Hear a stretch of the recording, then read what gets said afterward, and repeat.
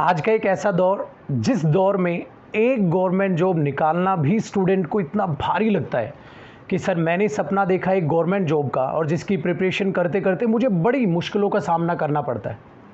इस दौर में हमारे साथ आप ही के बीच से उभरे हुए सितारे एक ऐसे मेरे स्टूडेंट जिन्होंने 7 गवर्नमेंट जॉब निकाली हैं, उनसे आज एक मुलाकात, जिस मुलाकात को आप एक बहुत ही प्रोफेशनल तरीके से लिया गया इंटरव्यू प्लस एक ऐसा सेशन जो आपको इतना मोटिवेशन देने वाला है कि आपको बहुत आसान लगेगा किसी भी जॉब, किसी भी गोल को हासिल करना। सो आप सबसे रिक्वेस्ट है माय डियर स्टूडेंट्स, इस सेशन को एंड तक देखिएगा और ईयरफोन्स लगाकर बैठ जाएं। बिल्कुल भी इस सेशन को मजाक में नहीं लें। एक सीरियस इंटरव्यू, एक सीरियस कैंडिडेट के साथ, एक सीरियस प्रोफेशनल के साथ 7 गवर्नमेंट्स जॉब निकालने का हुनर कैसे, क्या, कहाँ से क्या शुरुआत हुई, कहाँ कहाँ पर ऐसा लगा कि अब लाइफ में कुछ बचा ही नहीं और आज हासिल हैं 7 जॉब। ये सारा दौर आपको इस वीडियो में दिखाई देगा जिसको हम बहुत ही सीरियस तरीके से लेकर चलेंगे। मुझे हिस्ट्री पता है अपने स्टूडेंट अनुज की, तो मैं बहुत एक्साइटेड हूँ उनसे बातें करने के लिए। मुझे पता है जब वो मेरे पास आए थे वो कहाँ थे और मुझे पता है आज वो कहाँ हैं और मुझे यकीन था कि उनसे ये मुलाकात आने वाले कई स्टूडेंट्स को इतना हौसला देगी कि वो रातों को जगने के लिए उन्हें कॉफ़ी की ज़रूरत नहीं पड़ेगी, रातों को जगने के लिए उन्हें किसी बहाने की ज़रूरत नहीं पड़ेगी। आपका ये इंटरव्यू, अनुज का जो आप आज एक इंटरव्यू देखेंगे, वो बहुत बेहतरीन तरीके से आपको मोटिवेट करेगा। सो ईयरफोन लगा के बैठना और सीरियस तरीके से इसे देखने की कोशिश कीजिएगा। स्टार्ट करते हैं एक प्यारी सी मुलाकात। अवेयरनेस आजकल एक्चुअली है कि ना, मूवीज में भी जनरेट को करा के मेरा प्यार इंतकाम देखेगी।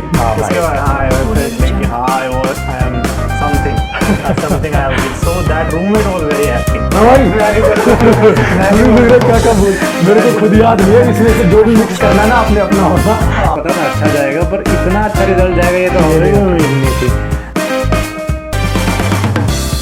सो चलिए स्टार्ट करते हैं अब इंटरव्यू को। और सबसे पहले मैं अनुज से बेसिक क्वेश्चन से शुरुआत करूंगा, फिर हम भारी भारी क्वेश्चंस के बारे में बातें करेंगे जो आपसे भी बहुत ज़्यादा रिलेट करेंगे। सो सबसे पहला बेसिक क्वेश्चन अनुज मेरा, एजुकेशन बैकग्राउंड के रिगार्डिंग, आपने +1 में क्या किया, फिर कॉलेज में क्या मतलब एजुकेशन आपका रहा? +1 +2 में मैंने नॉन मेडिकल किया था। ओके। एंड जैसे 10th में कौन से ईयर में +1 +2 आपने किया? +2 में +2 पास किया मैंने 2010 में। 2010 में? हाँ, तो 2008 में मेरे जैसे 92% स्कोर आया 10th में।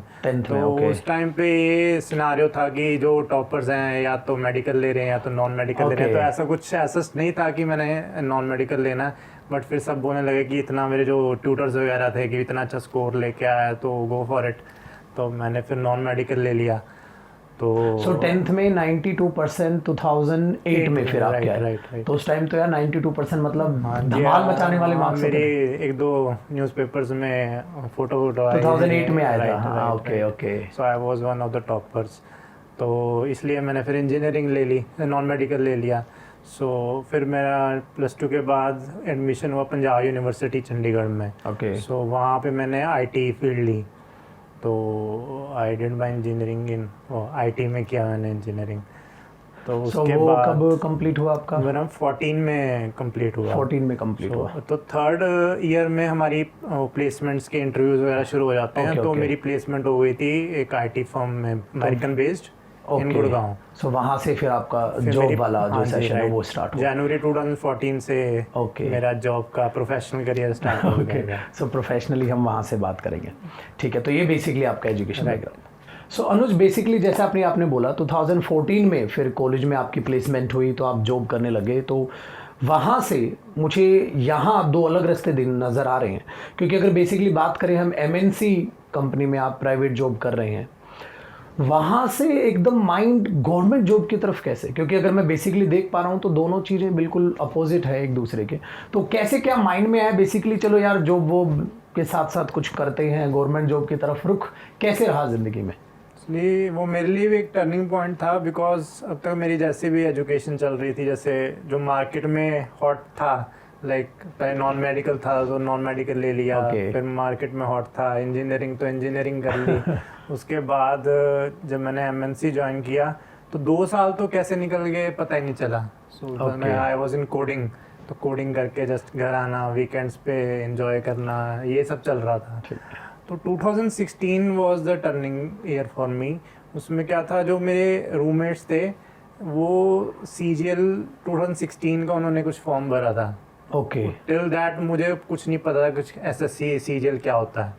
क्योंकि आजकल तो जैसे बहुत ज़्यादा इंफॉर्मेशन है अवेलेबल, ऑनलाइन है, और मतलब अवेयरनेस काफ़ी है। अवेयरनेस आजकल एक्चुअली है कि ना, मूवीज ने भी जनरेट किया, राइट, ठोकर आके मेरा प्यार इंतकाम देखेगी। राइट। तो मेरे को तो कोई ऐसा गवर्नमेंट का कुछ मैंने कभी सोचा भी नहीं था। सो उनका मैं देखता था क्या कर रहे हो यार तुम लोग, तो वो कह रहे थे कि उन्होंने कुछ CGL का फॉर्म भरा है। तो मैंने क्या होता है इसके अंदर, क्या क्या चाहिए होता है, तो उसमें उन्होंने कुछ अच्छे लुक्रेटिव से जॉब्स के नाम लिए, जैसे इनकम टैक्स इंस्पेक्टर ले जाते हैं, मिनिस्ट्री में ले जाते हैं। तो सुनने में अच्छा लग रहा था तब। अच्छा। मैंने इतना हीट नहीं दिया, बट अच्छा लग रहा था सुनने में। तो ठीक है। तो उसके बाद से मेरे actually at the same time ना, वो जो क्लाइंट्स थे मेरे, वो भी कभी जैसे रात को कुछ इशू आ गया तो अच्छा, जो प्राइवेट जॉब में आपके चल रहे थे, तो 1-2 बजे फ़ोन कर रहे हैं कि इशू देखो एंड ऑल। अच्छा, ओके। तो वो चीज़, एंड कुछ जॉब सिक्योरिटी भी, क्योंकि इटरेशन चल रही थी, लोगों को निकाला जा रहा था। तो एक वो जॉब इनसिक्योरिटी वाला जो प्राइवेट सेक्टर में रहता है, वो मेरे सामने चीज़ आई एक। ओके, 2016 में ये सब हो रहा था, 16 में ये सब चल रहा था। सो साथ में मैं उनको तैयारी करते हुए देख रहा था। तो मैं तो आके क्या करता था, ऑफिस से आने के बाद मूवीज वगैरह देख लेता था, या कुछ भी, मतलब ऐसे टाइम पास करता था। सो उनको मैं देखता था, दे वर लाइक स्टडिंग। तो मेरे को अपने भी कुछ लगता था कि यार तुझे भी कुछ करना चाहिए, कुछ अधूरा चल रहा है, कुछ तो करना चाहिए। तो वो was turning point for me. तो फिर 2017 की नोटिफिकेशन आई CGL के लिए। तो वो मैंने भी भर दिया, मतलब कुछ सीरियसली नहीं, बट मैंने भर दिया कि समझ गया, मतलब जैसा, हाँ, मैं कहा चलो इसको भी एक बार ट्राई करके देखते हैं यार। तो इतना कुछ लाइफ में चल रहा, तो एक ये भी चीज़ तो बेसिकली हुआ ये कि प्राइवेट जॉब में जब आपको लगे कुछ नेगेटिव पॉइंट्स हैं, तो वहाँ से रास्ता आपने ढूंढने की कोशिश की। सो मैं ये कह सकता हूँ बेसिकली कि एनवायरनमेंट का effect. Yes, environment was the biggest factor जो था मेरे टर्निंग पॉइंट के लिए। जो रूममेट्स का जो मेरे रूम पे चल रहा था, तो यार मैं जरूर चाहूंगा आप उन रूममेट का नाम लें, क्योंकि मैं जैसा आपके इंटरव्यू में देख पा रहा हूँ वैसा एक टर्निंग पॉइंट है कि वो कुछ ऐसे दोस्त हैं कि जिनको आपने देखकर वहां से रुख बदला। वो नहीं चाहेंगे एक्चुअली अपना नाम लेना, चलो फिर भी मैं ले दूंगा। सो 2 रूममेट्स थे मेरे। एक बैंकिंग की तैयारी करने लगा था, वो हम तीनों प्राइवेट सेक्टर में थे। अच्छा, वो भी जॉब करते थे बेसिकली? वो हम तीनों एक ही कंपनी में थे। अच्छा, ओके। अलग अलग टीम्स में थे, बट एक ही कंपनी में थे। तो वो जॉब के बाद पढ़ते थे, आप जॉब के बाद मूवीज देखते थे? हाँ, मतलब पहले तो हम सारे मूवीज देखते थे, बट उनका कुछ ये वाला टर्निंग पॉइंट पहले आ गया। ओके, मेरा बाद में आया, उनको देखने के बाद आया। सो बेसिकली अनुज 2017 का नोटिफिकेशन जब आपने देखा तो वो फॉर्म फिल किया, वो फॉर्म था किसका? SSC CGL का ही। अच्छा, बेसिकली CGL से फिर आपने शुरुआत की। ठीक है, उसके बाद? तो उसके बाद अब फॉर्म भर दिया, तो मैंने अपने रूममेट से बताया कि अब मैंने भी भरा है भाई इस बार, तो अब मेरे को बताओ इसको कैसे तैयारी वगैरह करता हूँ, तुम तो करते हो, बताओ मेरे को। तो उस टाइम पे ये था 2016 तक के CGL, उसमें ये सिनेरियो चलता था कि प्रीवियस ईयर कर लो तो तुम्हारा सिलेक्शन हो जाएगा। तो मेरे माइंड में यही था, तो मैंने उनसे पूछ के कोई प्रीवियस ईयर्स की एक बुक मैंने भी ऑर्डर कर ली। तो एक वो मॉक्स वगैरह देते थे, तो भी मैंने कहा अभी तो फ्री मॉक्स वाले ट्राई करते हैं। तो मैंने ऑनलाइन फ्री मॉक्स सर्च करके वो एक आधा वो दे देता था, और वो प्रीवियस ईयर की धीरे धीरे करता रहता था। मैथ्स वगैरह उसमें सॉल्व होते थे क्वेश्चंस, तो वो करता था। तो थोड़ा थोड़ा अब ग्रास्प आ रहा था। तो पर अब मेरे को टाइम, क्योंकि मैं MNC में था, तो ऑफिस से आने के बाद मेरे को तो 1-2 घंटा ही मिल पाता था। तो उनकी टीम्स में थोड़ा सा था, तो उनको टाइम मिल जाता था, मेरे को नहीं मिल पाता था। तो फिर मैंने धीरे धीरे डिसाइड किया कि I want to quit job को। हाँ जी, ओके। तो मतलब मेरे माइंड में ऐसा आया कि मेरे को क्विट करना चाहिए। तो फिर वो साथ वालों को बताया क्विट कर दूंगा, क्या पागल हो गया क्या, हम भी तो कर रहे हैं, कर ले। फिर मैंने क्विट तो नहीं किया उस टाइम पे, ड्रॉप कर दिया आइडिया। फिर वो जो मेरा रूममेट था, फिर हमने म्यूचुअली डिसाइड किया कि हम ना मुखर्जी नगर चलते हैं, वहाँ पे कोई ना वीकेंड पे क्लासेस ज्वाइन कर लेंगे। तो वहाँ पे मैं मुखर्जी नगर का पहली बार नाम सुना था। ओके, तो मतलब गवर्नमेंट जॉब का जैसे ही नाम सुना उसके बाद मुखर्जी नगर भी पहली बार ही सुना था, क्योंकि I was also new to this place. तो फिर हम दोनों वीकेंड क्लासेस ज्वाइन किया हमने। सैटरडे संडे हमारा ऑफ होता था, तो वो हम सिर्फ वीकेंड पे जाते थे मुखर्जी नगर। सो जब मैं मुखर्जी नगर आया तो पहले तो मैं इतने सारे बच्चों को देख के डर गया पहले तो। फिर क्योंकि मुझे पता नहीं था ना कितना बेस है, जो कैंडिडेट्स कितना बैठता है। तो वहाँ देखा कि हर कोई तैयारी कर रहा है, तो वहाँ से मैं थोड़ा और डिस्कस वगैरह किया अभी क्या सिलेबस वगैरह रहता है, क्या है। तो बीइंग फ्रॉम इंजीनियरिंग बैकग्राउंड, वो कहते हैं कि मैथ्स तो स्ट्रॉन्ग होता है और ये इंग्लिश भी कर ही लेते हैं, बिकॉज मेरा इंग्लिश का बैकग्राउंड था शुरू से एजुकेशन। ठीक है, तो मैं ये भी कर लूँगा। रीजनिंग मैंने सुना आसान ही आती है। अब जीके में थोड़ा बहुत रट्टाफिकेशन होती है, होगी नहीं तो बाकी मैं अच्छा स्कोर कर लूँगा। इंजीनियरिंग स्टूडेंट तो हूँ ही हूँ, तो वो एक और कॉन्फिडेंस था मेरे अंदर। तो फिर मैंने करी थोड़ी बहुत तैयारी, मॉक्स वगैरह दिए, उसमें भी मैं ठीक स्कोर लग रहा था मुझे। 100 भी आते तो मैं ठीक है, यहाँ 100 आ रहे हैं तो वहाँ तो 150 आ ही जाएंगे। सीजन तो ईजी पेपर होता है, क्योंकि प्रीवियस ईयर करने होते हैं। तब तक यही था कि प्रीवियस ईयर कर लो अच्छे से तो आपका क्लियर हो जाएगा।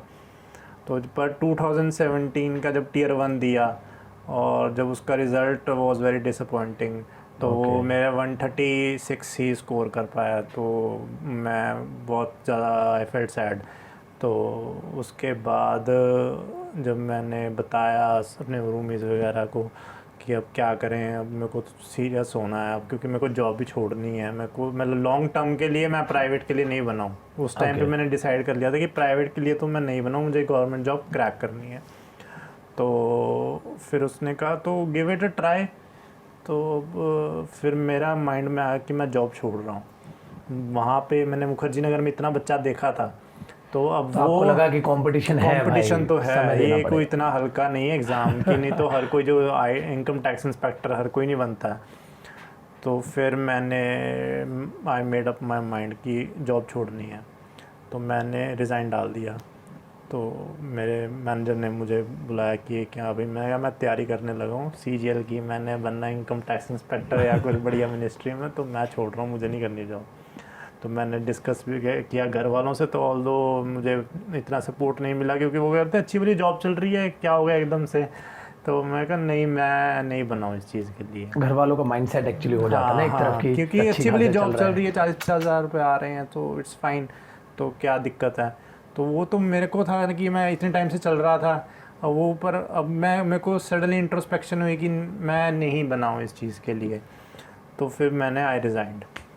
तो उस टाइम पे बेसिकली प्राइवेट में ना, मैंने भी इस टाइम पे जॉब में जो ऑब्जर्व किया था बाकियों को देख के, बहुत सारे स्टूडेंट जो आए थे उस टाइम पे, होता ये था कि 8 आवर्स आपकी भले ही वर्किंग है, बट वो जो था ना माइंड तब भी जॉब पर ही लगा। राइट आने के बाद बेसिकली वो प्रेशर। तो फिर मैंने आपसे भी डिस्कस किया था, आई रिमेंबर, जब मैं मुखर्जी नगर में आया था, तो क्योंकि वीकेंड क्लासेस मैंने आपके पास ज्वाइन कर ली थी, तो आपसे भी डिस्कस किया कि छोड़ दूं। तो यू ऑल्सो सेड कि अगर तुम्हें ठानी है तो यू क्विट। तो फिर मैंने काफ़ी जगहों से, घर वालों के सपोर्ट नहीं थी, पर मैंने अगेंस्ट देम छोड़ दिया जॉब। तो फिर मैंने टियर 2 के लिए अच्छे से तैयारी करी। फिर उसके लिए फिर टियर 2 के लिए आपका बैच मैंने फॉर इंग्लिश ज्वाइन किया 2017 के लिए। तो मैथ्स के लिए मैं खुद प्रिपेयर करता था ऑनलाइन या यूट्यूब से, या खुद मॉक्स वगैरह दे के खुद प्रिपेयर किया मैंने। तो टियर 2 में मेरा वेंट वेल। तो उसका जब रिज़ल्ट आया, मेरे उस टाइम पे 2017 का जो मैथ्स था जो आया था, वो ड्रास्टिक चेंज था। 17 का मेरे को याद है, ये तो पहली बार सीजीएल में ऐसा धमाका हुआ था, क्योंकि सबके होश उड़ गए थे वो वाला पेपर देख के, जो मैथ्स का पेपर था। तो क्योंकि ज्योमेट्री बहुत हार्ड आई थी उसके अंदर। तो वहाँ पे बट स्टिल उस टाइम के हिसाब से आई स्कोर्ड 144 इन मैथ्स।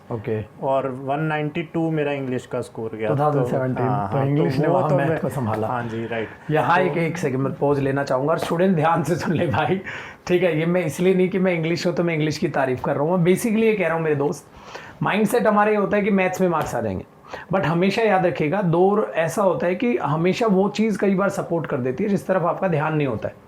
यहाँ मैथ्स में अनुज को था कि भाई बेहतरीन स्कोर मारेंगे हम, ठीक है, और इंग्लिश में तैयारी, चलो उन्होंने सीरियसली तैयारी की, तो मैथ्स का कम तो बेसिकली इंग्लिश ने वहाँ बैलेंस किया, ये हम कह सकते हैं। तो यहाँ ध्यान देना भाई छुटकू मियाँ सारे के सारे, कि यहाँ जो बेहतरीन पॉइंट है ना वो ये होता है कि हम जिसको सिक्योरिटी के पर्पज़ से ले रहे होते हैं, तो कई बार स्टेपनी जो होती है ना वो मेन टायर से ज़्यादा बढ़िया काम कर देती है, ठीक है। हाँ अच्छा, फिर आगे बताओ अपने। तो फिर अनफॉर्चुनेटली जो 2017 का था, वो जो चीटिंग वगैरह का केस चल गया था, तो उसके CGL का जो केस चला था, तो वो काफ़ी लंबा खिंच गया। अब मैंने जॉब भी छोड़ दी थी, सो उस टाइम हम सड़कों पे थे याद तो है, हाँ राइट। तो मैं भी देखा करता था, यू साइड की आया करो, तो मैं तो वहाँ पे घर चला गया था। अच्छा। तो फिर मैं मतलब बहुत प्रेशर था, सोसाइटी का प्रेशर बहुत था, क्योंकि अब जॉब नहीं है। सो जॉबलेस के लिए सोसाइटी का, वेदर इट्स योर नेबर्स या रिलेटिव्स हैं या फ्रेंड्स हैं, they will keep on taunting. तो आपको हर जगह से प्रेशर आएगा कि जॉब नहीं अच्छी वाली थी, जॉब छोड़ के आ गया, घर पे बैठ गया, ये है वो है। मतलब ये दौर में ये कह सकता हूँ ये था कि 2017 में आपने मेंस दिया, उसका रिजल्ट फंस गया था CGL में। मैं आप सबको बताना चाहूँगा जो नए स्टूडेंट्स से, बेटा 2017 में केस जो चला था वो बड़ा लंबा खिंचा था और 17 का रिजल्ट बड़ा लेट आया था। तो ये वो दौर की बात कर रहे हैं आप। मतलब 19 में आया था उसका रिजल्ट, 18 में 19 में ठीक है बिल्कुल। तो भाई ये देखो 19 में रिजल्ट आया था 17 का, ये आपको सबको CGL का केस के बारे में पता होगा। तो आप ये वो सिनेरियो कह रहे हो कि जॉब प्राइवेट छोड़ दी, मतलब 40,000 आ रहे थे पर मंथ, वो सेक्रीफाइस हो रहे हैं, चला गया। 17 में आपने दिया है, पेपर अच्छा गया है, बढ़िया स्कोर बना है, बट वो रिजल्ट डल चुका है अब ब्लैक लिस्ट में, तो पता ही नहीं है क्या होगा क्या नहीं होगा। तो वो 2 साल कैसे बीते, मतलब फिर 17 से 19 चला होगा ये तो? वो मेरी एक्चुअल स्ट्रगल थी जो थी 17 से 19। हाँ 17 अगस्त से आई लेफ्ट, अगस्त 17 में I left my job, okay, है ना। तो till September 2019 I had no job. Oh, तो एट दैट टाइम मतलब बहुत स्ट्रगल थी, तो बहुत डिप्रेस्ड भी था, एंड बहुत माइंड डाइवर्ट होता था मेरा कि क्या करूं क्या ना करूं। और उसमें ऐसे में अच्छे रिश्तेदार और अच्छे पड़ोसी वो सब तुम्हें देख देख के गिद्ध की तरह नोच रहे हैं सो मतलब अब कहीं सोशल गैदरिंग में भी जाता था तो वो भी मुझे शर्म आती थी कि कोई ना कोई पकड़ लेगा मुझे है ना। तो ऐसे में ना एक्चुअली ये भी दौर मैंने देखा है, या पता नहीं आपके साथ भी रिलेट होगा नहीं होगा, ऐसे में बच्चों को भी एग्जाम्पल ये देने लग जाते हैं, ये देख लो अच्छी भली जॉब चल रही थी, छोड़ के अभी इसमें लग गया है। यस ये इट्स क्वाइट रिलेटेबल। तो यही हुआ था। तो फिर मेरे को था कि अब मेरे को यहाँ रहना ही नहीं है, इंडिया में ही नहीं रहना है। अच्छा, तो मैंने आइल्स का फॉर्म भर दिया। आइल्स का फॉर्म भर दिया, कनाडा जाना है अब। मतलब और पागलपन आ चुका है कि एक बार प्राइवेट जॉब में जा रहे हैं, फिर CGL में जा रहे हैं, फिर आइल्स में। तो फिर मैंने भर दिया, ओके, 12,500 रुपये का फॉर्म भर दिया मैंने। ओके, तो फिर उसमें भी मेरा अच्छा स्कोर आ गया, 7.5 बैंड आ गए मेरे। ओके। तो फिर मेरे को वहाँ कनाडा से भी कॉल आ गई, I got in admission in college. तो उनका मेरे को आया मेल कि आप 5 लाख रुपीज़ सबमिट कर दो टू बुक द सीट। तो जिस दिन ये मेल आई मतलब I was not able to sleep side. ये कौन सी ईयर में थी बात ये आई गेस 2019 के स्टार्टिंग में और 2018 के अक्टूबर के आसपास, ठीक है। हाँ, तो वहाँ अक्टूबर 2018 में आए गे वाइल्स। तो फिर वहाँ पे आए, उस दिन तो मैं सारा सोया नहीं, क्योंकि वो था कि बहुत मेजर डिसीजन था कंट्री छोड़ना। तो वो कि अगर बाहर जाके मैं 30-40 लाख रुपए लगा के जाऊँगा, वहाँ सूट नहीं किया मुझे या क्या बात बनी वापस आए तो भाई मैं तो बहुत मार पड़ेगी एक जॉब छोड़ चुके हो, फिर ऊपर 30-40 लाख घर के लगवा दिए है ना। तो फिर मेरा कभी माइंड, फिर वो तो मैंने ड्रॉप कर दिया आइडिया। ओके, मैंने वही अपने रूममेट से वाले से बात करी तो सच्चा दोस्त हाँ, वो ही was always a support for me. So I would say कि everyone should have at least one friend कि जिसको आप हर एक चीज़ शेयर कर सको, क्योंकि कई बार होता है कि आपको रिलेटिव्स या फैमिली से भी सपोर्ट नहीं मिलेगा, बट एक दोस्त आपको उस टाइम पे सपोर्ट, अगर इमोशनली सपोर्ट कर रहा है तो वो आपको एक पिलर की तरह काम करेगा एट दैट टाइम।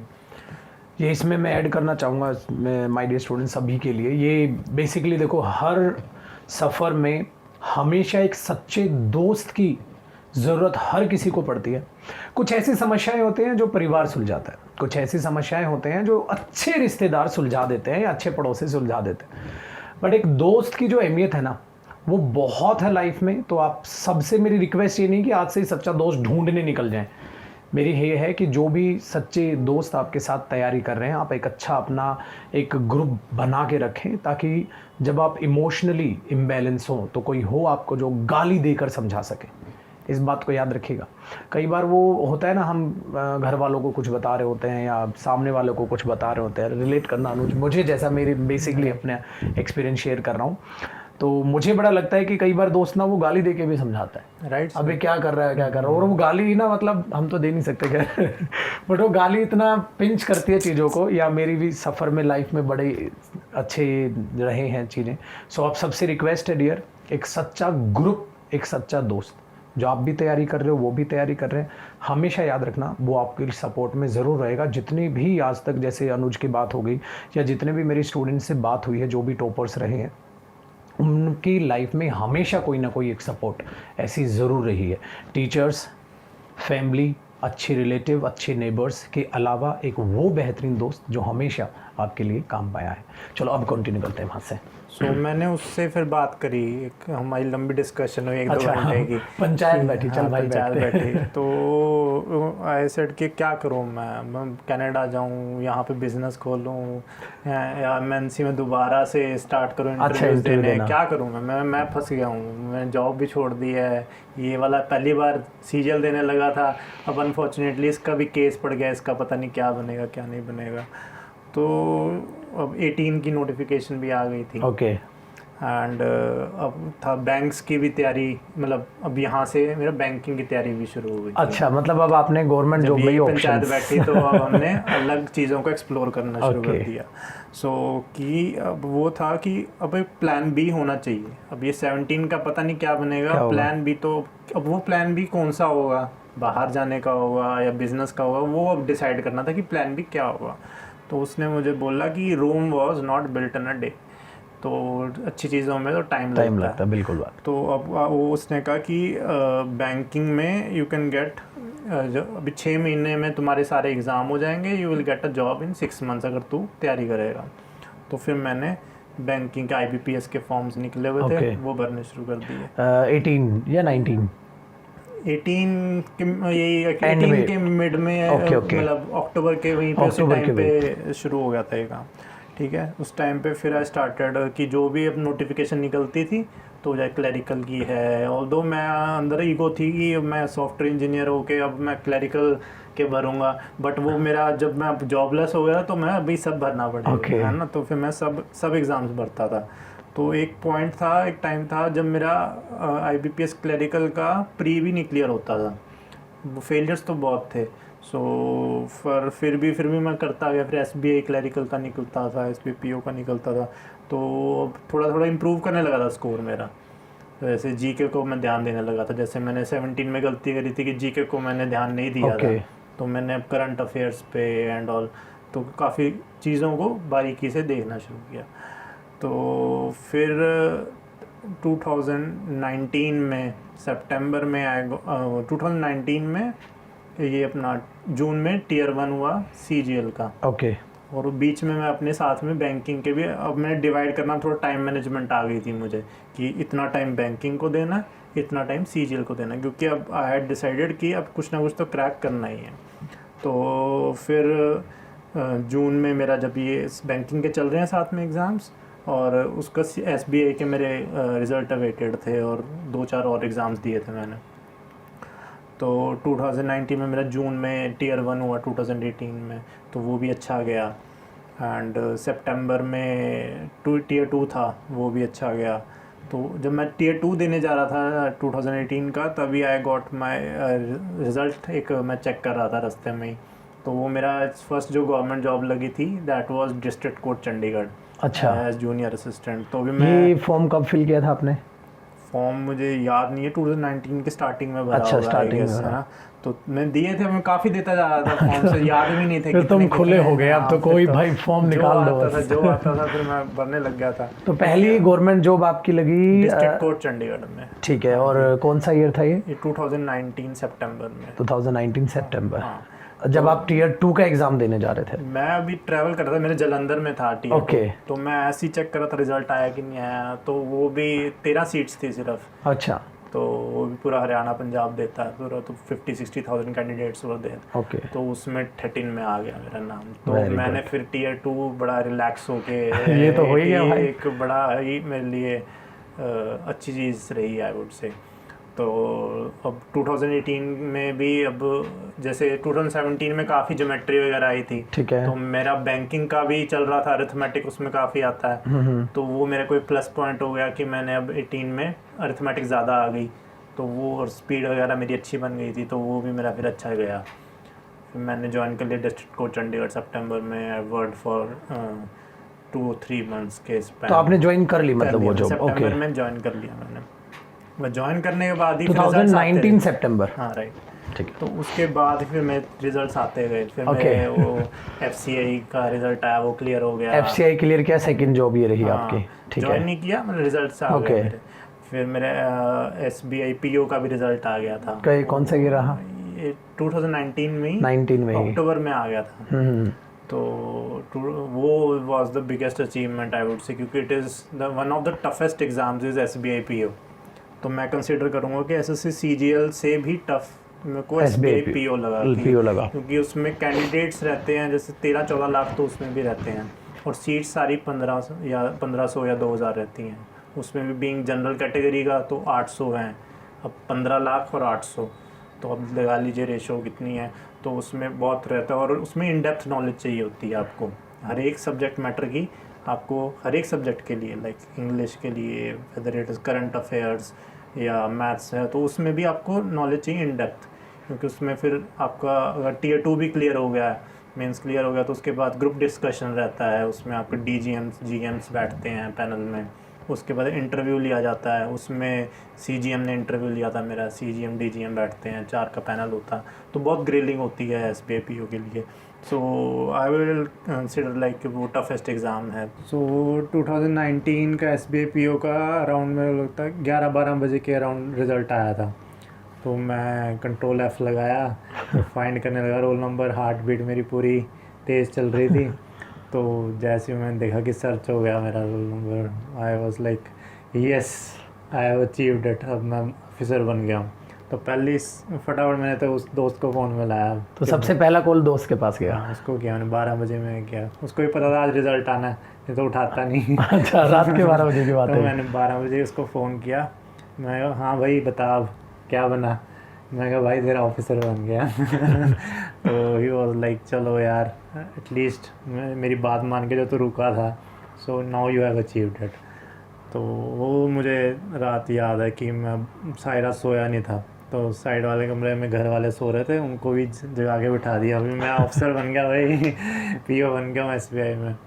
तो वो भी डाइजेस्ट कर नहीं पा रहे थे, वो उनको भी बहुत, मतलब हम सारी रात फिर ना ये डिस्कशन करते रहे कैसा होगा ये हुआ है।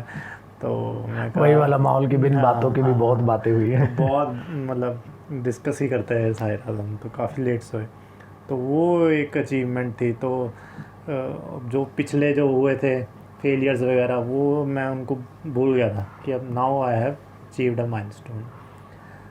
तो ये मतलब लाइफ का सबसे अच्छा लगा कि आपको पॉजिटिव एक जो कुछ अचीव हुआ है। हाँ, क्योंकि चलो हो रहे थे मेरे दूसरे क्लियर भी हो रहे थे, बट ये कि ये रेपुटेबल जो काफ़ी अच्छी जो मानी जाती है SBI PO, तो वो एक और टफेस्ट एग्ज़ाम है एज आई टोल्ड अर्लियर की था, तो वो क्रैक करना, so that was the biggest thing.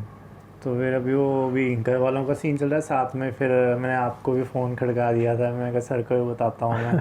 तो मैंने पहले व्हाट्सएप किया, then I called you also कि सर हो गया, फिर आपने भी कॉन्ग्रेचुलेट किया था। तो वो रात मेरे लिए भी बड़ी कामयाबी भरी रही। तो मतलब खुशी लगती है ना कि जो आपके मेंटर्स हैं उनको भी दे ऑल्सो फील लाइक कि हाँ उनका अगर बच्चा कुछ निकला है या किसी दोस्त है तो उसको वो आई बिलीव कि उनका भी कंट्रीब्यूशन है तो they should also know. Of course. तो दैट वाज द तो नाइट। उस रात बेसिकली 4 इंसान बेहद खुश है, एक आपका परिवार है, एक आप हैं, एक आपका दोस्त है, एक आपका गुरु है। राइट। चलिए, नहीं ये बहुत बढ़िया बात रही। तो मतलब मैं ये कह सकता हूँ 19 का जो पीओ, जो एसबीआई पीओ आप बने, वो बेहतरीन पल। राइट। कुछ ऐसा पल जहाँ थोड़ा सा बेकार, बिल्कुल इसका एक अपोजिट पल, ऐसा कुछ? वही जब मेरे जैसे फेलियर्स थे जो, सबसे बड़ा फेलियर क्या रहा स्ट्रगल टाइम में? तो जो 2017 में जो मैंने इतना टाइम लगाया है, तो इंक्लूडिंग वो जो केस वाला इतना टाइम ना, जो वेटिंग पीरियड 2007 सीरियल में, सीरियल 2017 वाला जो था, सो उसमें अब 2 साल के बाद रिजल्ट आ रहा है। उसमें भी वो जो कट ऑफ आई गेस 525 गई थी। तो मेरा 523 स्कोर था, क्योंकि मेरा टियर 1 में इतना अच्छा मैंने नहीं किया था परफॉर्म। सो वो एक मेरे को थोड़ा पिंचिंग लगता था, बट वो रात को भी मैं भूल गया। तो बेसिकली 17 का रिजल्ट सीरियल और वो 19 में आया था, ये याद है मुझे। तो 19 में जब आपका रिजल्ट आया तो 2 नंबर से रह गया।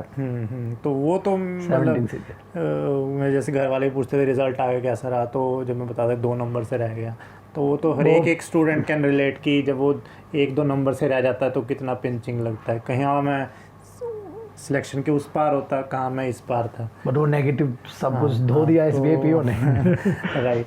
तो और जैसे काफ़ी कुछ था भी। हाँ, फेलियर्स में तो कभी एक पॉइंट था जिसमें आईबीपीएस क्लरिकल में भी प्री भी नहीं क्लियर होता था। मैं यहाँ पे इंटरव्यू भी क्रैक किया और एसबीआई पीओ का।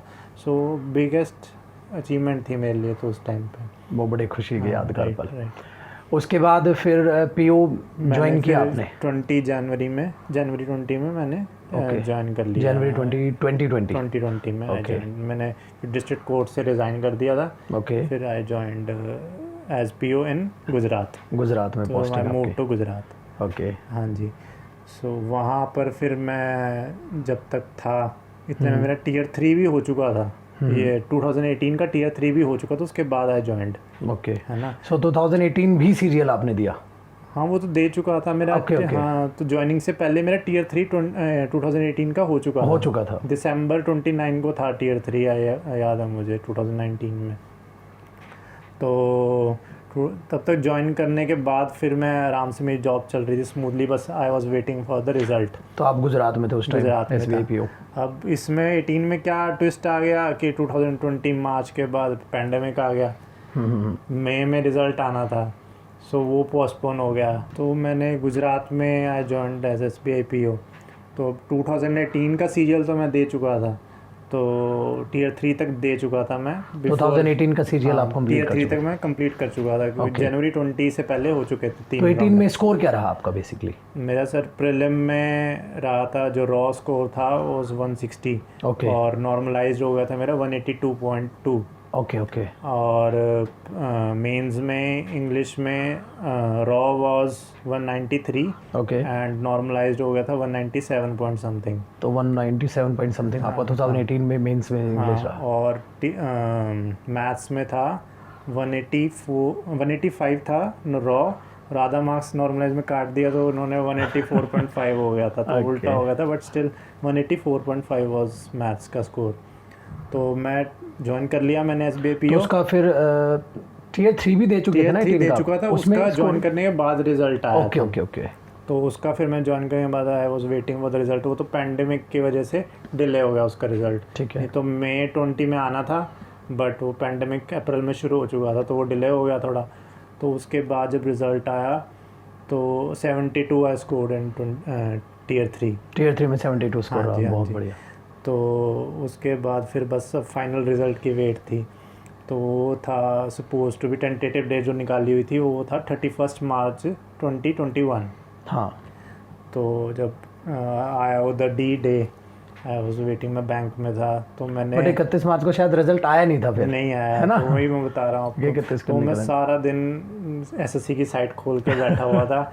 मैं 200 टाइम्स मैंने चेक किया होगा वो साइट को, सुबह से लेके मुझे 11 बजे तक भी रात को उम्मीद थी कि क्या पता रात को आ जाए, तो बट नहीं आया। तो बहुत एंक्शस था, तो बहुत नर्वस भी था। तो नेक्स्ट डे मेरे को लगा पेंडेमिक है कि मुझे लग रहा है और डिले ना हो जाए, तो फिर 1 अप्रैल को भी फिर से वही प्रोसेस शुरू किया, बैंक जाके एसएससी की साइट खोली, SSC की साइट खोलते रहे, बैंक भी ख़त्म हो गया, घर आ गए, फिर भी नहीं आया। तो 7 बजे के अराउंड देख रहा था मैं, तो नहीं आया, तो मैं ना फ्रस्ट्रेट हो गए, मैं ना वॉक पे चला गया। Okay so I called a friend की, यार वो भी वेट कर रहा था, एक अनदर फ्रेंड, तो वो भी वेट कर रहा था रिज़ल्ट की। मैं यार आज भी नहीं निकाला इन तो रिज़ल्ट, तो उसने वो बोला आ तो गया अभी रिज़ल्ट, तो वो मिल तो गया तुझे जो मिलना था, उसने मेरा चेक कर लिया होगा रिजल्ट। ओके, दोस्त ने चेक किया। हाँ, तो फिर मैंने फ़ोन काटा, मैं भागा अपना वो घर को, लैपटॉप खोला and I checked my result. So उसमें B06 कोड था, it is ministry of external affairs. So वो तो वही सब, आई वॉज पता नहीं, I was like 11th-12th cloud पे था। तो फिर मेरा रैंक भी उसमें, आई सॉ द रैंक, तो वो 89 रैंक था, ऑल इंडिया रैंक 89 रैंक आपका वहाँ। तो वो मोमेंट वाज, वो SBIPO वाला पल खुशियाँ भुला दिया। SBIPO वाला भूल गया था मैं, तो क्योंकि बेसिकली ये ड्रीम जॉब थी आपकी। ये ड्रीम जॉब थी। मेरे प्रेफरेंस में नंबर 1 पे MEA भरी हुई थी। ओके। तो मुझे ये था, एक और चीज़ थी मुझे, ये जैसे स्कोर मेरा total was 635.9 out of 700। Okay. तो मेरे को ये था जॉब तो अच्छी मिल जाएगी, इस बारी CGL में मिल जाएगी, पर मुझे एक फियर था कि जो मेरा Tier 4 हुआ था स्किल टेस्ट, उसके अंदर 2 राउंड्स एक होते हैं, एक हमारा स्प्रेडशीट का होता है एक्सेल का, एंड एक पावर पॉइंट का होता है। तो उनके जो प्रिंट आउट्स होते हैं ना, उस पर आपको साइन करना होता है हर एक शीट पे। ओके। तो मैंने आपको भी बताया था ये फ़ोन करके, आई रिमेंबर। तो मैं को एक सबकॉन्शियस माइंड में था कि मैंने एक शीट पे साइन नहीं किया और दूसरे पे शायद नहीं, एक पे किया है, एक पे नहीं किया, मैं भूल गया हूँ। तो उन्होंने स्ट्रिक्ट इंस्ट्रक्शंस दिया था कि अगर आपका साइन नहीं होगा तो यू विल डिस्क्वालीफाई। तो दे आर जो वही रेप्यूटेड पोस्ट थी, उसके लिए CPT वॉज मैंडेटरी। तो मेरे को भी ये फियर लगा रहा था जब तक रिजल्ट नहीं आया कि कहीं वो फियर था, वो CPT नहीं हुआ, मुझे याद नहीं है कहीं वो साइन हो या नहीं हुआ। हाँ, तो मैं बहुत टेंशन में था, उसके लिए आपको भी फ़ोन किया, मैं बहुत दोस्तों को भी ये जब आपका कॉल आया तो ये किस्सा मैंने स्टूडेंट्स के साथ भी शेयर किया कि भाई जब एग्जाम में जाते हो तो थोड़ा सा माइंड सेटअप करके जाओ। मैं ऐसे स्टूडेंट है, मैं एग्जाम से निकाल चुका है, ख़राब चली जाएगी अगर इतनी सिली सी चीज़ के एक साइन के लिए। तो वो सबकॉन्शियस माइंड में था कि शायद नहीं किया, बट वो किया था वो फॉर्चुनेटली वो किया था। जब आपने मेरे को व्हाट्सएप पे वो वॉइस रिकॉर्डिंग भेजी, मैंने वो एग्जैक्टली उस time I think I was in my class, और मैंने वो सेम ऐसे ही प्ले की, एग्जाम्पल दिया कि भाई ऐसा मत करना एग्जाम में, इतना आप टेंशन में मत आना। तो चलो थैंक गॉड। हाँ, तो फिर वो मेरा क्लियर हो गया, तो CPT वॉज क्लियर, तो मेरा एक्सटर्नल अफेयर्स में फिर सिलेक्शन हो गया। वही फिर सेम राउंड SBIPO वाली नाइट वाला, उस दिन भी सारी रात मुझे नींद नहीं आई, सारी रात नहीं सोया मैं उस दिन। मतलब तो मैं गुजरात में था, अकेला ही था, तो बट वही सारे दोस्तों को फ़ोन खड़काया, ब्रदर को फ़ोन किया, दोस्त भी कह रहे भाई इस बार तो उन्हीं का ठीक हो, कह रहे इतना पता था अच्छा जाएगा, पर इतना अच्छा रिजल्ट जाएगा ये तो हमें भी उम्मीद नहीं थी। तो they were like also very happy with me. तो एक्सटर्नल अफेयर्स जब मैंने फिर अगले दिन बैंक में भी बताया, सो वो भी डम स्टक रह गए कि कहते हैं ये क्या हो गया, छुपा रुस्तम निकला है। यही लाइन बोली मेरे बैंक मैनेजर ने, तुम तो बड़े छुपा रुस्तम निकले यार एकदम से। तो आपने बताया नहीं था वहाँ जॉब पे किसी को ऐसा कुछ मैं कर रहा हूँ? वेटिंग फॉर माय रिजल्ट मैंने नहीं बताया था। ओके। तो फिर बता दिया था कि मैं कर रहा हूँ रिज़ाइन, मैं जा रहा हूँ दिल्ली एक्सटर्नल अफेयर्स में। सो फिर मैंने वहाँ रिज़ाइन, नोटिस पीरियड का 1 मंथ का दे दिया था। ओके। सो फिर मई 28 मई को हमारी ज्वाइनिंग आ गई थी, यहाँ पे ज्वाइनिंग लेटर्स मिनिस्ट्री से आ गए थे। So I joined in Delhi on 17 June. 17 जून को आप दिल्ली आए, assistant section officer. So basically Anuj, इतनी बेहतरीन जर्नी जो करीबन 2014 में स्टार्ट हुई आपकी, और अभी 21 चल रहा है, तो इसमें टोटल ओवरऑल कितनी जॉब्स आपने मतलब गवर्नमेंट जॉब क्रैक की? 7 जॉब्स आपने क्रैक की। कौन कौन सी? मेरी प्राइवेट अच्छा, टोटल 8 हैं, 7 मेरी गवर्नमेंट। 7 गवर्नमेंट जॉब्स आपने जो क्रैक की, कौन कौन सी? First was like district court Chandigarh, okay, and then FCI, okay, and this postal assistant in this Department of Communication, okay, and then ESIC में UDC, okay, then SBI clerical, okay, then SBI PO, okay and then this external उंगलियों affairs. में गिर रहे बोले क्या लम्हे आ गए हमारी लाइफ के उंगलियों पे, सर ये थी, सर ये थी, सर ये थी। चलो मैं तो यही भगवान से दुआ करूंगा ऐसे दिन भगवान हर स्टूडेंट के लेकर आए कि वो उंगलियों पे जॉब को गिन रहा हो ऐसे दौर में जहाँ एक जॉब के लिए बच्चा सोचता है कि काश एक मिल जाए, और शुरुआत हुई प्राइवेट जॉब छोड़ने से। चलिए तो अब देखो इतना एक्सपीरियंस आपके पास है और स्टूडेंट्स के जो मुझे उम्मीद है कि बहुत काम आने वाला है, तो स्टूडेंट्स का एक कॉमन क्वेश्चन, जैसे मैं आपके साथ इंटरव्यू करने वाला था तो मैंने बच्चों को बोला कि मैं ऐसे ऐसे अपने स्टूडेंट को बुला रहा हूँ, आपके कुछ कॉमन क्वेश्चंस हो सकते हैं। सो स्टूडेंट का एक कॉमन क्वेश्चन था, आपने भी इसे फेस किया होगा कि सर स्टूडेंट लाइफ में जब हम गवर्नमेंट जॉब की तैयारी कर रहे होते हैं, बेसिकली तैयारी कर रहे होते हैं, तो कई पल ऐसा लगता है कि अरे ऐसे पल भी ना कहते हैं रात को ही ऐसा क्वेश्चन आता है दिमाग में 1-2 बजे बाद जब पढ़ते पढ़ते थक जाते हैं कि यार जॉब नहीं निकली तो मैं मेहनत कर रहा हूँ अच्छे से कर रहा हूँ, नहीं निकली तो जब ऐसा कुछ आपके माइंड में आया कि नहीं आया, फिर मैं आता है सर, हर एक के माइंड में आता होगा। तो उस पल आप कैसे अपने आप को मोटिवेट करते हो कि कैसे सुधारूं मैं अपने आप को, कैसे संभालूं? तो वही एक ना बात है वो plan A and plan B की। ओके तो प्लान ए के लिए तो आप एफर्ट्स डाल रहे हो, बिल्कुल, तो अगर वो प्लान ए फेल हो गया तो ये क्वेश्चन Exactly. है ना, तो प्लान ये पर्सन टू पर्सन डिपेंड करता है उससे। तो मेरे केस में था कि प्लान बी डिसाइड करना कि प्लान बी होना क्या चाहिए। ओके तो प्लान बी तो होना चाहिए कि अगर अब आप गवर्नमेंट जॉब में कर रहे हो, सपोज आप सीजीएल की तैयारी कर रहे हो, ठीक है, तो ये तो है कि सीजन में टाइम लगेगा क्योंकि ये प्रोसेस ऐसा है, you can not do anything. तो अगर कोई ऐसी अगर आप गवर्नमेंट की तैयारी कर रहे हो तो सबके सिलेबस ऑलमोस्ट थोड़ा बहुत चेंजेस होते हैं, ज़्यादा नहीं होते हैं, तो गो फॉर समथिंग कि जिसमें आपको जल्दी जॉब मिल जाए। ओके तो लाइक बैंकिंग इज़ कि उसमें वेरी फास्ट प्रोसेस, 6 मंथ्स में यू गेट अ जॉब। चलो कोई नहीं आप लगाते रखो। हाँ फिर तो 6 मंथ्स में you can get a job in your hand.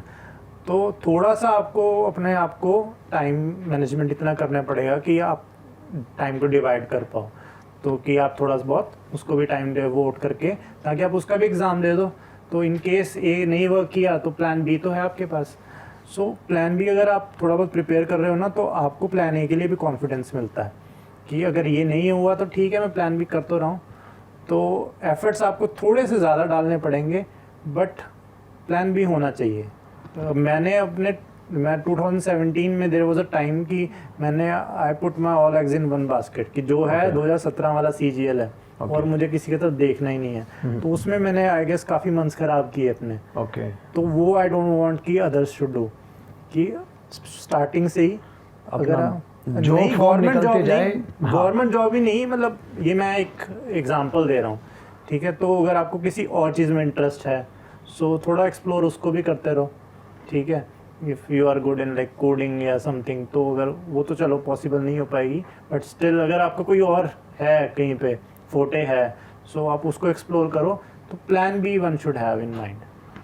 Okay तो बेसिकली ये है। सो देखो डियर, यहाँ पर हम यही बात ऐड करेंगे कि जो स्टूडेंट तैयारी में लगा पड़ा है, सबके दिमाग में ये वाकई में है कि सर घबरा जाता हूँ मैं कभी कभी अगर एग्ज़ाम नहीं निकला।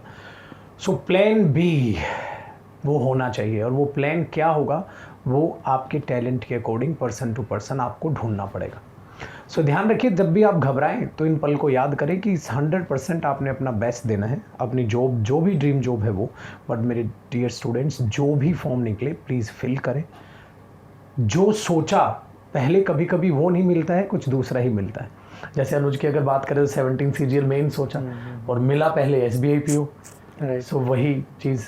एंड एक और चीज़ ऐड करना चाहूँगा कि जब घबराहट होती है तो don't keep it to yourself. Okay, share with someone करो, शेयर ज़रूर करो। बिकॉज जब भी मैं डिप्रेस हुआ हूँ, सो अगर मेरे पास कोई ऐसी सपोर्ट ना होती तो आई डोंट थिंक कि आई कुड हैव रीच इस लेवल तक मैं पहुँच पाता। तो जब भी मेरे को डिप्रेशन हुआ है तो मुझे संभालने वाला like my friends were there, तो sometimes my family was also there. तो कि don't keep yourself bound to एक 4 दीवारी के अंदर, अपने अंदर माइंड में वो डिप्रेशन हो जाते हैं। आई हैव सीन पीपल वो जो डिप्रेशन में चले गए हैं, they are looking for psychiatrist now.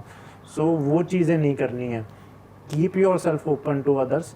थोड़ा बहुत सोशलाइज भी करो, ये नहीं कि पार्टीज़ में जा रहे हो, स्टडीज़ के साथ थोड़ा बहुत सोशलाइज भी करो। And keep your self fit also.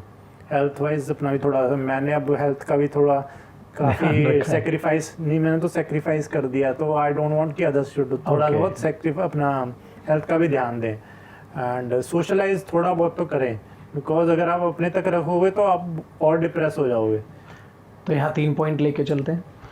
अपनी प्रॉब्लम शेयर ज़रूर करें, right, mental health, physical health, right. 3 point आपके लेके चलते हैं। चलो एक और जो क्वेश्चन बेसिकली स्टूडेंट्स का होता है कि पढ़ाई के लिए सबसे बेहतरीन प्लेस क्या है? सेल्फ स्टडी करने बैठना है, घर पर अच्छी पढ़ाई होती है, लाइब्रेरी में अच्छी पढ़ाई होती है, कहाँ, मतलब आपने सबसे ज़्यादा क्या इफेक्टिव पाया, कहाँ बेसिकली स्टूडेंट को पढ़ना चाहिए? ये सर आई वुड से कि थोड़ा एम्बिगुअस क्वेश्चन है कि हर एक, ये भी पर्सन टू पर्सन डिपेंड करेगा कि आई was not a library person, मैंने अपनी सारी स्टडीज़ घर पे बैठ कर करी है। मैंने 1-2 बार ट्राई भी किया लाइब्रेरी में, बट मैं दूसरों को देखता रहता था वहाँ पर। अच्छा। तो मेरा खुद का कंसंट्रेशन नहीं बन पाता था। सो मैं अपना कमरा बंद करके मैं घर वालों को स्ट्रिक्ट इंस्ट्रक्शन दे रखा था कि ये मेरा मॉक का टाइम है, ये मेरा पढ़ने का टाइम है, so kindly do not disturb me at that time. तो या रात को मैं काफ़ी देर तक पढ़ता था, मैं सुबह मॉर्निंग आया नहीं हूँ, सो वो literally I burn the midnight oil. तो मैं रात को ही पढ़ता था, तो जैसे 2-3 बज गए। सो बेसिकली आपके लिए वो प्लेस घर रहा? हाँ, तो मेरे लिए घर ही था। और जब कभी कभी घर में बोर हो जाओ कि यार मुझे लगता है कि कमरे में पढ़े जा रहा हूँ, तब क्या करोगे आप? तो फिर मैं क्या करता था, जैसे शाम को अपना वॉक पे पार्क में चला जाता था। तो वो वाज द थिंग कि मेरे को थोड़ा फ्रेश एयर लगती थी, थोड़ा बहुत लोगों को देखता था। अच्छा। या किसी फ्रेंड से थोड़ा बहुत मिलने चले गए, या किसी वो जो मेरा फ्रेंड था जिससे तैयारी कर रहे थे हम साथ में, सो उसको कॉल कर लेता था, तो थोड़ा बहुत चेंज ले आता था। या कभी मोटिवेशनल वीडियो यूट्यूब्स पे देख ली, फालतू की जगह थोड़ी बहुत मोटिवेशनल वीडियोस देख ली। बहुत बढ़िया। सो थोड़ा बहुत चेंज लाना जरूरी, मोनोटोनस हो जाती है आप, you can not study all the time. कभी मूवी भी देख लो, ऐसा कुछ नहीं है, चीट डे भी कर सकते हैं, you can have a cheat day. तो हर टाइम तो पढ़ाई नहीं हो पाएगी, आप हर टाइम पढ़ रहे हो तो आप वो दोबारा अगले दिन वही आपको वही चलेगा, तो बोर हो जाओगे, आपका इंटरेस्ट नहीं आएगा। तो कभी कभी ऐसा हुआ कि जैसे अभी हमने चीट डे का जिक्र किया, कई बार हम चीट डे करते हैं और वो डेज में कन्वर्ट हो जाते हैं और काफ़ी दिन बाद याद आता है यार मैं क्या कर रहा हूँ लाइफ के साथ। कभी ऐसा कुछ हुआ कि आपने सोचा हो कि नहीं यार मैं पढ़ूंगा और फिर थोड़ा बहुत मस्ती करने के चक्कर में कई दिन बर्बाद हो गए और खुद पे गुस्सा आ रहा है ये क्या कर रहा हूँ मैं? वो एक्चुअली मैं 2017 जब सीजीएल दे रहा था ना, उस टाइम पे I was like this only. तो मेरे चीट डेज हो जाते थे।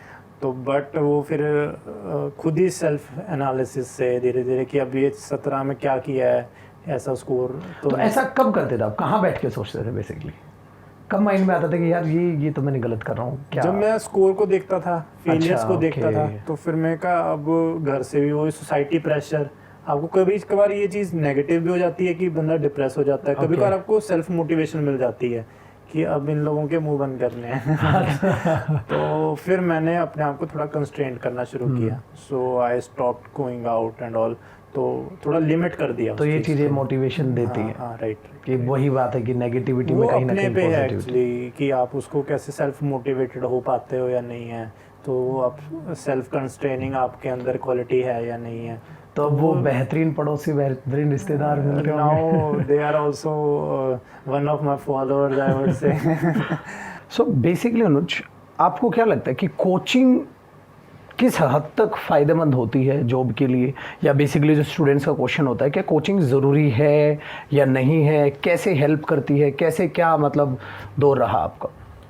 Sir actually it depends upon the sources. Okay, एक स्टूडेंट के पास क्या सोर्सेज हैं। सो अगर कोई है ऐसे बैकग्राउंड से, या किसी के रिलेटिव हैं, या किसी खुद का ब्रदर सिस्टर हैं, सिबलिंग्स हैं, सिलेक्टेड हैं, तो उनको नॉलेज है, प्रॉपर है, दे कैन गाइड यू। तो आई डोंट थिंक सो कि अगर उनकी गाइडेंस से आपका इतना शार्प माइंड है कि आप उनकी थोड़ी बहुत गाइडेंस से कि क्या क्या पढ़ना है, क्या मटेरियल है, तो क्या मॉक देने हैं, कैसे मॉक देने हैं, तो अगर उससे आप कर सकते हो तो I don't think so there is any need for coaching. But अगर आपके पास सोर्सेज नहीं हैं, लाइक मेरे को कोई नॉलेज नहीं थी, तो आई वुड सजेस्ट कि आप कोचिंग ले लो। अगर आपको लगता है कि आप नहीं कर पाओगे, आपके पास सोर्सेज नहीं, आपको कुछ नहीं पता आइडिया, तो coaching is the best option. तो लाइक मेरे से भी कोई पूछता है, जैसे मेरे फ्रेंड सर्कल में मेरे से कोई कहते हैं कि मेरे कज़न की काउंसलिंग कर दो, या कोई कहता है कि रिलेटिव कहता है मेरे बेटे की काउंसलिंग कर दो, तो मैं सजेस्ट करता हूँ आपकी करियर विल पे, जैसे राकेश यादव का मैथ्स है या आपकी इंग्लिश है, सो आई सजेस्ट देम कि अब एक ही प्लेटफॉर्म पे आपको, एक तो पैंडेमिक चल रहा है, सबसे बिगेस्ट थिंग है, तो ऑफलाइन वैसे ही बंद है, तो online is the best thing कि आपको जो ट्रैवल टाइम है वो भी ज़ीरो हो जाता है, घर पे बैठ के यू कैन, कोई भी टीचर हैं सबकी आपको घर पे बैठ के you can do the preparation, so it depends upon the sources. So my dear students, ये थी अनुज के साथ एक प्यारी सी मुलाकात, उनकी जर्नी, उनके साथ गवर्नमेंट जॉब्स निकालने के रहस्य जो उन्होंने आज खोले हैं। सो आप लोगों से यही रिक्वेस्ट है कि आप लोग इसी टाइप की सीरीज़ के लिए, अगर आप चाहते हैं इस वीडियो से आपको फ़ायदा मिला है, तो हम ऐसे ही वीडियोस और लेके आएंगे, और बेहतरीन जो हमारे स्टूडेंट्स हैं, जो टॉपर्स रहे हैं, उनसे मैं मुलाकात आपकी यूं ही जारी रखूँगा। सो आप सबसे रिक्वेस्ट है माय डियर स्टूडेंट्स, वीडियो को लाइक और शेयर करें मैक्सिमम जितना कर सकें। मैं हर स्टूडेंट से हर दफ़ा एक ही बात बोलता हूँ, जब तक आप स्ट्रगल कर रहे हैं, आप अपनी लाइफ में कोई भी ऐसी वीडियो देखते हैं जिससे आपको मोटिवेशन मिलता है, आपकी तैयारी में हेल्प मिलती है, उसे ज़रूर शेयर किया करो। सिलेक्शन होने के बाद, जैसे आज अनुज ने किया है, अपने एक्सपीरियंसेस हमेशा शेयर कीजिए, क्योंकि आपका सिलेक्शन कई लोगों की उम्मीद लेकर बैठा है। वो कहते हैं ना, जब एक गांव में एक स्टूडेंट सेलेक्ट होता है ना, तो वो एक स्टूडेंट नहीं, वो पूरा गांव सेलेक्ट होता है। वो एक सिलेक्शन पूरे गांव को मोटिवेट करके चला जाता है। आपने कितने सारे ऐसे उदाहरण देखे होंगे कि एक गांव में कोई पहला आईएएस ऑफिसर बना और उसके बाद लाइन लग गई। सो आपकी ये पहल कई स्टूडेंट्स के लिए बेहतरीन रास्ता लेकर आती है। जैसे आज अनुज ने साबित किया है, 7 गवर्नमेंट जॉब्स 2014 से उनकी जर्नी स्टार्ट हुई और 2021 तक उन्होंने वो स्ट्रगल किया। वो प्यारी चीज़ें बहुत है आपको मोटिवेट करने के लिए।